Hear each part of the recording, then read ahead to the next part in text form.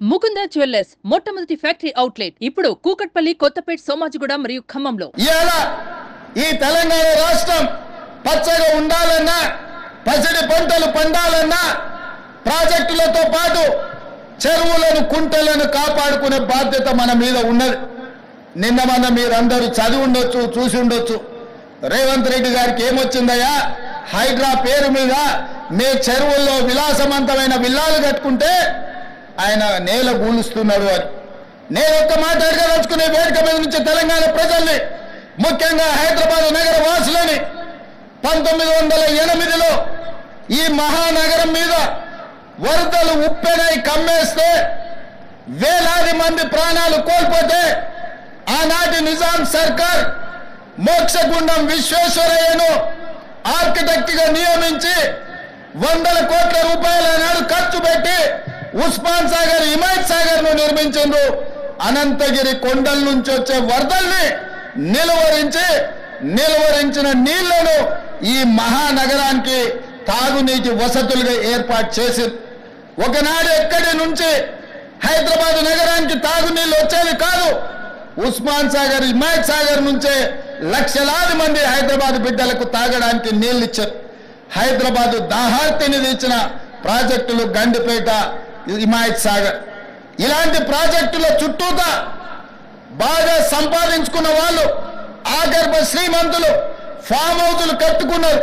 వాళ్ళు ఫామ్ హౌజులు కట్టుకుంటే మనకు అభ్యంతరం లేదు, వాళ్ళు సంతోషంగా ఉండడమే మనకు కావాల్సింది. కానీ ఆ ఫామ్ హౌజులలో ఉన్న డ్రైనేజ్ కనెక్షన్ లేదు. వాళ్ళ డ్రైనేజ్ తీసుకొచ్చి గండిపేట నీళ్ళలో కలిపిండ్రు. వాళ్ళు వాడిన డ్రైనేజ్ నీళ్లు గండిపేట నీళ్ళలో కలిస్తే ఆ నీళ్లు తాగడానికి నగరానికి ఇస్తున్నాం. నేను అడుగుతున్న మిత్రులారా, ఇవాళ మీరు చెప్పండి, ఎవరో బలిసినోడు కట్టుకున్న ఫామ్ హౌస్ డ్రైనేజ్ నీళ్లు గండిపేట తాగు నీళ్ళలో కలుస్తుంటే ఆ నీళ్ళని నగర ప్రజలకు తాగడానికి ఇస్తే ముఖ్యమంత్రిగా నేను వైఫల్యం చెందినట్టు కాదా? ఒక్కసారి ఆలోచన చెయ్యండి. భవిష్యత్ తరాలకు అందించాల్సిన బాధ్యత చెరువులు, కుంటలు, నాలాలను ఎవరెవరో ఆక్రమించుకుంటే వాళ్ళ ఆక్రమణలో చెరబడితే ఇవాళ నగరం మీద ఉప్పెనై వరదలు వస్తున్నాయి. ఆ వరదలు ఎక్కడికి వెళ్తున్నాయి? బస్తీలో ఉన్న పేదోళ్ళ ఇళ్లకు పోతున్నాయి. పేదోళ్ళు జీవితకాలం కష్టపడి సంపాదించుకున్న ఫ్రిడ్జ్, టీవీ, మంచము, బట్టలు, కట్టుకున్న బట్టలతో సహా అర్ధరాత్రి పూట వాళ్ళ ఇళ్లకు నీళ్లు వస్తే తడిసి ముద్దయి అనాథలాక రోడ్డు మీద నిలబడాల్సిన పరిస్థితులు వచ్చినాయి. మున్నేరు వాగు పక్కన ఖమ్మంలో అయినా, వరంగల్ జిల్లాలో అయినా, హైదరాబాద్ నగరంలో అయినా, కృష్ణానది ఒడ్డున మునిగే ప్రాంతాలైనా దుర్మార్గులు ఆక్రమించుకున్న చెరువుల వల్లనే ఇవాళ వరదలు వస్తున్నాయి. అందుకే హైడ్రాను ప్రారంభించడం.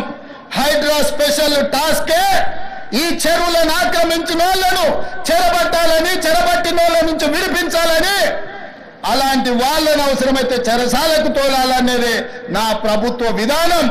అందులో ఎంత గొప్ప వ్యక్తులున్నా, ఎంత మహామహులున్నా వాళ్ళు చెరువులను వదలక తప్పదు.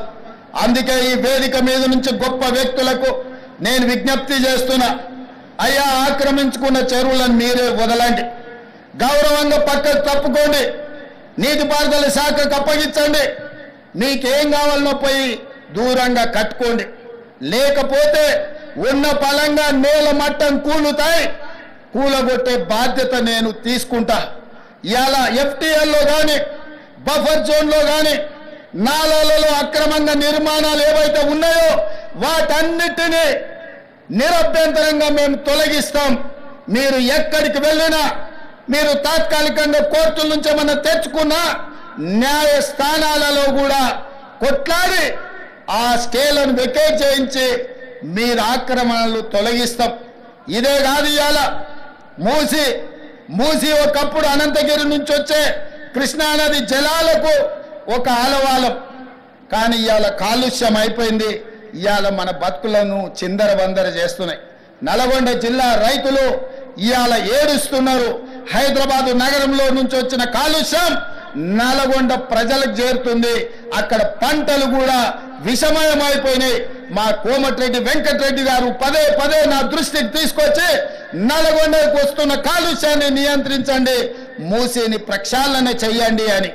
అందుకే కేంద్ర ప్రభుత్వ సహకారంతో మూసీ ఆక్రమణలు తొలగించి మూసీని ప్రక్షాళన చేసి ఒక అద్భుతమైన మూసీ రివర్ డెవలప్మెంట్ ఫ్రంట్ ను అభివృద్ధి చేసి పేదవాళ్ళకు అక్కడ వ్యాపారాలు చేసుకోవడానికి అవసరమైన అవకాశాలు కల్పిస్తాం. మరి ఇవాళ మూసీ పరివాహక ప్రాంతంలో పేదలు ఆక్రమించుకొని ఉన్నారు. జిల్లాల నుంచి వచ్చి ఇల్లు కట్టుకొని ఉన్నారు.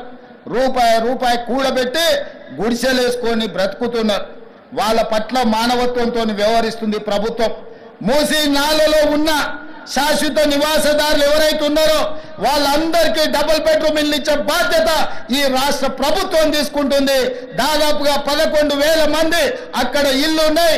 ప్రతి వాడికి 11 కాదు, అవసరమైతే 12,000 మంది అయినా ప్రతి వాడికి డబుల్ బెడ్రూమ్ ఇల్లు ఇచ్చి వాళ్ళని ఆత్మగౌరవంతో బ్రతకటట్టు ఈ ప్రభుత్వం పునరావాసం కల్పిస్తుంది. అట్లాంటి కార్యక్రమాలలో ఇవాళ శిక్షణ పొందిన ఈ ఎస్ఐలు ప్రజల సహకారం కోసం మీరు బాధ్యత తీసుకోవాలి. అదేవిధంగా ఎక్కడైతే ఆక్రమించుకున్నారో మూసీలు, ఎఫ్టీఎల్, బఫర్ జోన్, నాలాలో ఉన్న వాళ్ళు తొలగించండి. ప్రభుత్వ భూముల్లో లేకపోతే ప్రైవేట్ భూముల్లో అనుమతి లేకుండా కట్టుకున్న వాళ్లకు వాళ్ళని ఏదైనా రెగ్యులరైజ్ చేయడానికి స్కీమ్ ఉంది. కానీ ఎఫ్టీఎల్, బఫర్ జోన్, నాలాల వాటికి రెగ్యులరైజేషన్ స్కీమ్ లేదు.